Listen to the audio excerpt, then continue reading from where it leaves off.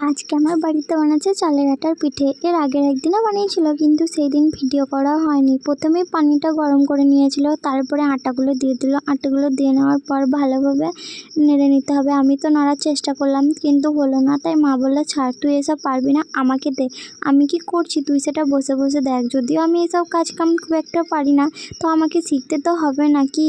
তাই মা বললো, আমি যেমনভাবে বলে বলে দিচ্ছি তুই ঠিক সেইভাবে করার চেষ্টা কর, দেখ ঠিক শিখে যাবি।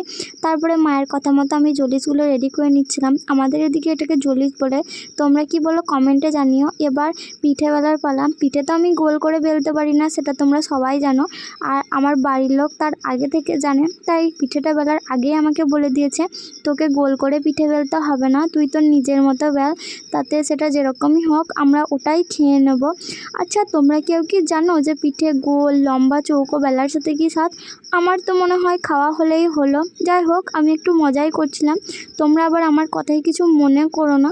তারপরে আমার বোনের টিউশন যাওয়ার টাইম হয়ে যায়। ওকে পার করে দিয়ে আসার পর আমি লেগে বললাম পিঠেগুলো সেঁকার জন্য। আমাকে মা সেঁকতে দিচ্ছিল না, বারবার শুধু একটা কথাই বলছিল যে তুই পুড়িয়ে দিবি, কিন্তু আমি ভালোভাবেই সেঁকেছি। তারপরে শীতের পিঠে খেয়ে দেখলাম দারুণ টেস্ট হয়েছিল।